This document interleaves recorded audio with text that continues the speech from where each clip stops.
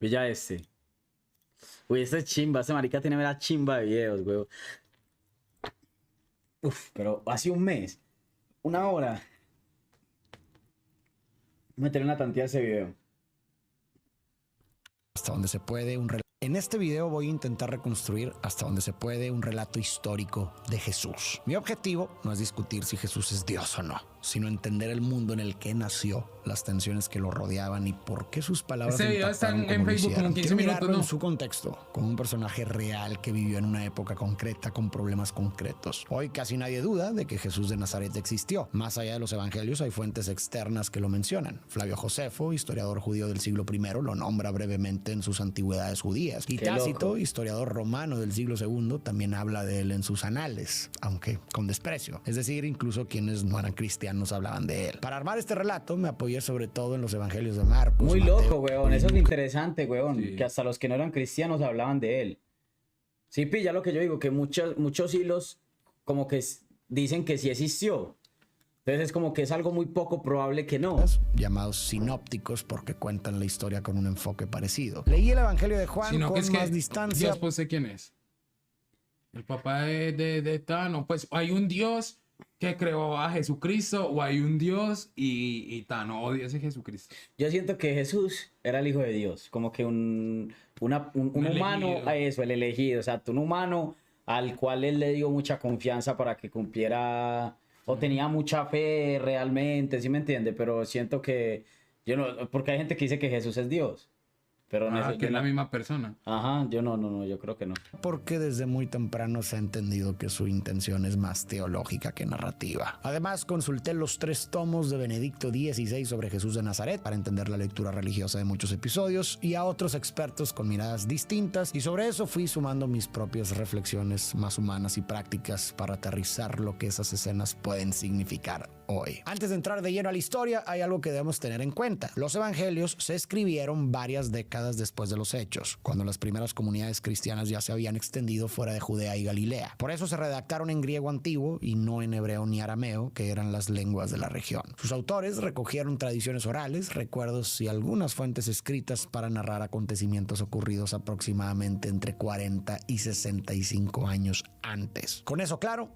empecemos con el contexto. Para entender a Es que, Jesús, pues ya ves primero que hay que ahí fue lo de lo que yo le digo, que la Biblia fue creado por ellos mismos, por la gente que vio a Jesucristo y vio cuando tan y toda la vuelta y fue creando las cosas, ¿me entienden? Entonces la Biblia, todo es lo que haya pasado, pues de que si pasó, o algo así. Acontecimientos. Eso, acontecimientos y ya todo el mundo lo fue arreglando del a su... judaísmo antiguo. El a su pueblo conveniencia. judío se veía a sí mismo como la nación elegida por Dios. Según la tradición, todo comienza con Abraham, a quien Dios le promete: a través de ti formaré un pueblo nuevo que escuche mi palabra y la obedezca. Ese pueblo son los judíos, que creen tener una alianza especial con Dios expresada en la ley dada en la Torá, es decir, los 5 primeros libros de la Biblia: Génesis, Éxodo, Levítico, Números y Deuteronomio. Ahí se narra la historia fundacional del pueblo de Israel y las leyes básicas que ordenan su vida. La idea era que si eran fieles a esa ley, Dios los cuidaría y los bendeciría. Pero la historia fue durísima. El pueblo de Israel sufrió desastre tras desastre y fue conquistado por asirios, babilonios, persas, griegos y al final romanos. Durante mucho tiempo interpretaron esas tragedias como consecuencia de sus pecados, como si hubieran roto el pacto con Dios. Por eso creían que si el pueblo volvía a obedecer de verdad, Dios enviaría a un Mesías para salvarlos. Para la mayoría, ese Mesías sería un rey guerrero, descendiente del rey David, que restaurara el reino, expulsara a los romanos y devolviera al pueblo su libertad, Yo me su llamo José dignidad David por y ese también marica. algo de bienestar Sí. material, porque era un pueblo empobrecido. En ese punto llegamos al contexto inmediato del nacimiento de Jesús. Israel está bajo el dominio de la Roma pagana. Cuando muere Herodes el Grande, el rey que gobernaba la región al servicio de Roma, estalla una gran rebelión. Roma responde con brutalidad, sofoca la insurrección y llena los caminos de crucifixiones. Muchos judíos sienten que ya están viviendo el final de los tiempos,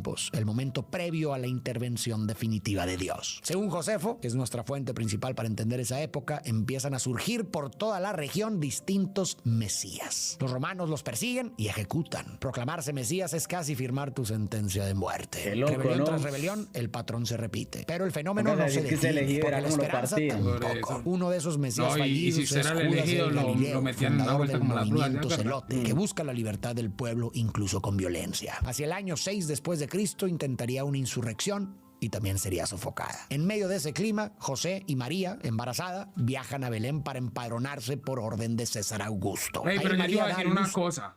Eso de que dicen que a María, que tal cosa, pues que se embarazó así de por sí. No, No, eso sí es mera bobada, es mentira. parce, ¿Sabes que Dios José le metía al cabezón? Obvio, güey. Yo qué, Es que, ¿qué van a A decirlo? Jesús Ah. lo envuelven en Como si a pañales y Maricano lo le parara, acuestan en un huevón. pesebre porque no había lugar para ellos. Jesús nace desde abajo.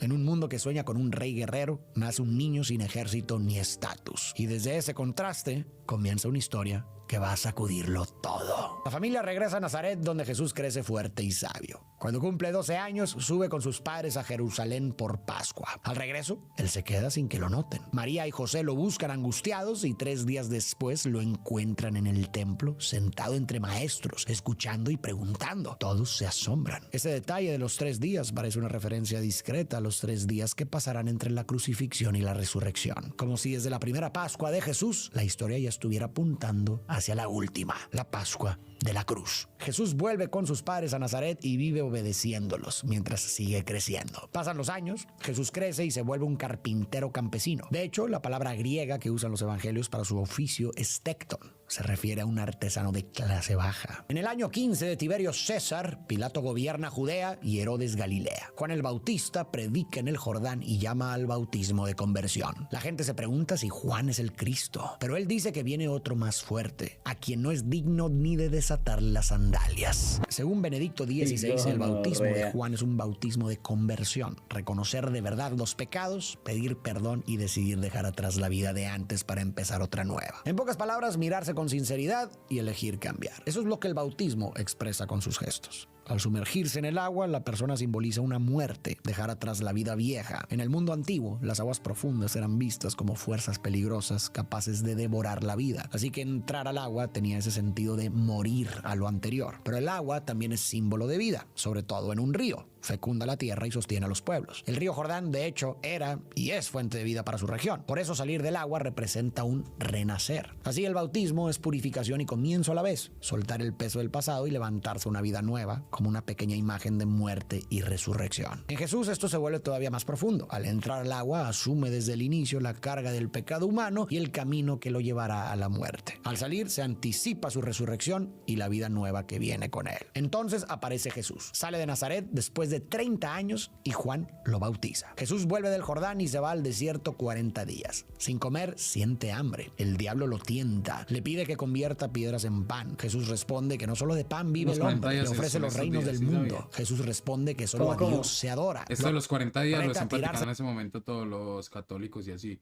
Por eso se echan la Sí, santa sí, sí, sí. ceniza. del templo, ya que está escrito que sus ángeles lo sostendrán. Jesús responde que no se debe tentar a Dios y la tentación termina. Esta retirada de Jesús al desierto es una preparación para el gran reto que le viene encima. El desierto, árido y vacío, evoca un espacio de soledad y silencio. Jesús se apartó para ordenarse por dentro, espiritual, mental y emocionalmente, antes de lo que va a vivir. Y como también es humano, las tentaciones pueden leerse como luchas internas. Lleva días sin comer, tiene hambre, está débil y ahí apareció la tentación. No fue casualidad, casi siempre llega cuando uno está cansado o vulnerable. Además, la tentación rara vez se presenta como haz algo malo porque sí, es más fina. Te ofrece algo que parece lógico o incluso bueno, pero te saca del centro y te hace poner lo urgente por encima de lo importante. La primera Líbranos de tentación la fue por ahí, tentación. convertir Amén. piedras en pan. Suena bastante lógico porque Jesús tenía hambre, pero hacerlo habría sido usar el poder de Dios para servirse a sí mismo. Y eso abre una pendiente peligrosa, porque hoy por necesidad, mañana por comodidad y pasado por orgullo. Los límites se corren sin que te des cuenta. Por eso respondió: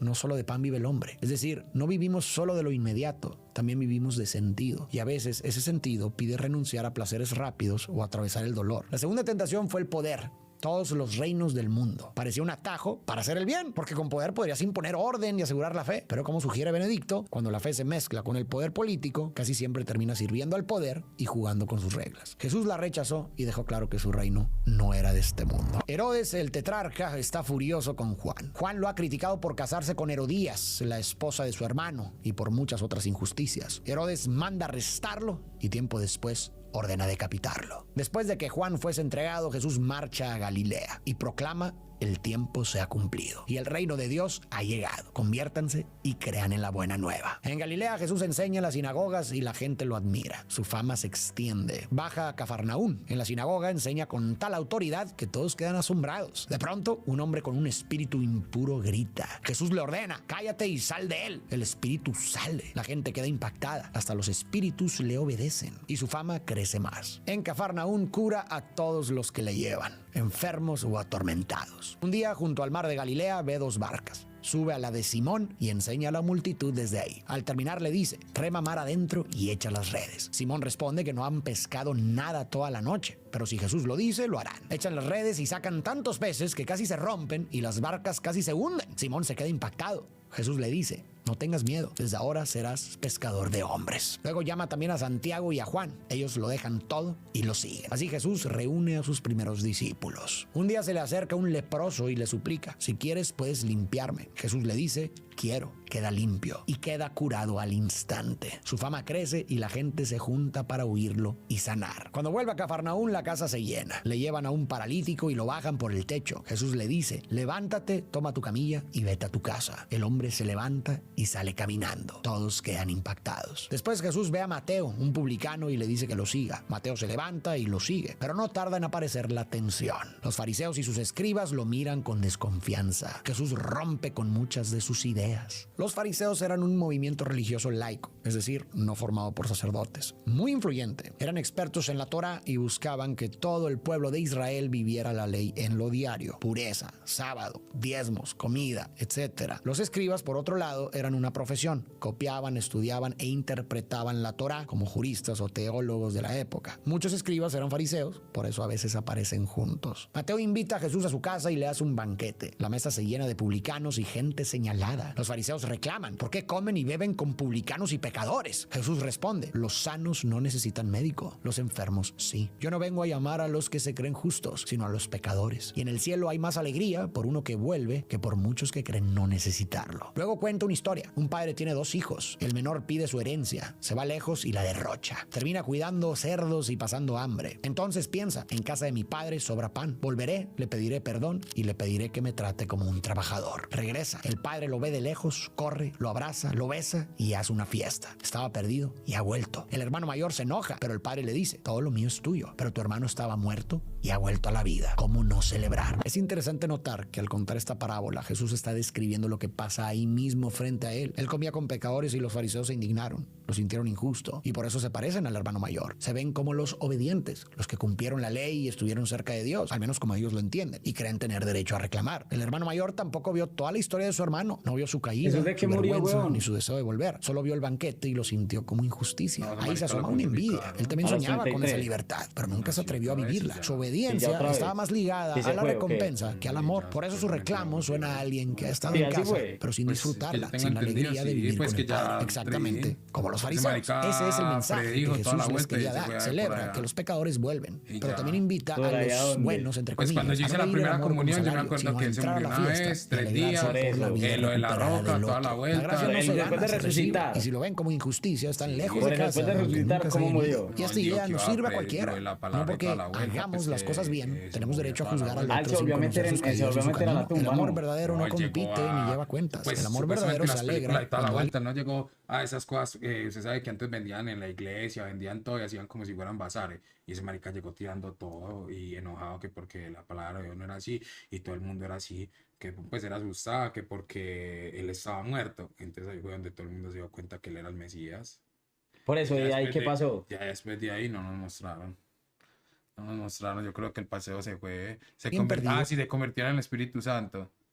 Uy, que hijo de puta, ascendió al cielo y está a la derecha de su Padre Dios. Ah, bueno, Joder. sí es verdad. Sí, es que no, ese marica se fue, pues contaron la historia y se sabe que después de eso acabó la película, weón, y ya no nos dieron nada más. No, es que yo no soy, yo le digo que yo no Vuelve creo, a yo no, vivir. yo no, Pero pues, los yo- roces o sea, con los Nunca la he metido. no, en la historia no. Las películas de eso. No, es que, bro, yo creo en Dios, ¿sí me entiende? Pero yo no, es que no sé, bro, yo siento que cambian mucho las cosas, bro, no puedo creer en muchas cosas. Ah, sí, ascendió con carne. Ah, sí. ¿Cómo así? No, el parcero mostraron como si como si era una luz, ¿sí me entiendes? Y se fue. Y se fue, sí, Bueno, eso es lo que yo estaba y ese marica, preguntando, weón. cuando, pues en la película, cuando ese marica salió del codo, salió con las manos así sin organizar bien, pues con los huecos, mano, de los clavos. Papi, voy a mirar bien la historia de Jesús, weón.